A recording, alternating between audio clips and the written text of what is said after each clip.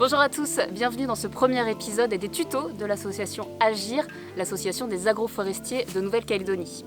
Aujourd'hui on se retrouve à Doumbéa, à la Haute-Couvelée, dans un champ qui est cultivé selon les méthodes de l'agriculture syntropique. Donc c'est une des méthodes de l'agroforesterie. Ce champ il a environ 4 ans. Alors l'agroforesterie c'est quoi? C'est très simple, c'est recréer une forêt cultivée en nourrissant à la fois et en régénérant notre sol.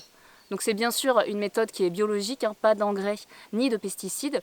Et comme vous pouvez le voir ici, elle est basée sur la technique des arbres supports. Donc on a des lignes d'arbres supports que vous voyez là, qui dépassent évidemment. Une ici, qui sont espacées de 5 mètres. Et entre ces lignes d'arbres supports, avec énormément de différentes espèces végétales, on va avoir des lignes de maraîchage. Donc là on est dans des lignes de tomates, parce que c'est la saison des tomates.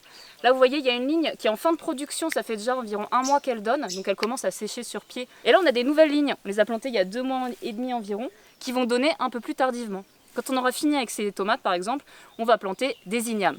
Alors ça c'est un exemple pour bien utiliser la saison de production des tomates, mais on peut aussi faire des cultures maraîchères, on va tout planter en même temps, des courges, des choux, voilà on va mélanger les cultures.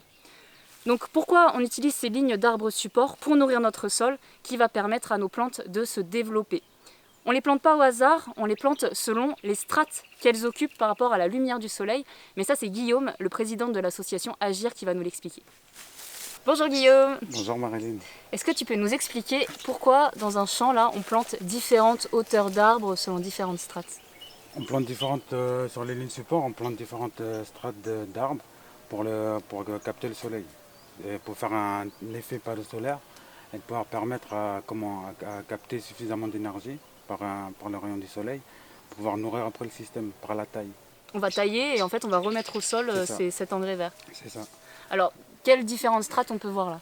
Là vous avez la strate émergente là, qui est l'eucalyptus. Qui est là. Qui est là, ouais, l'eucalyptus. Après vous avez la strate haute, qui est le faux lilas. Celui-ci. Voilà. Vous avez le faux lilas. Après vous avez la strate moyenne, qui est le pacaille et le jamblonnier. Et le bananier. Et le bananier, ouais, c'est ça. Après vous avez la strate basse, qui est le faux papayer, qui est derrière. Ici, là-bas. Ouais.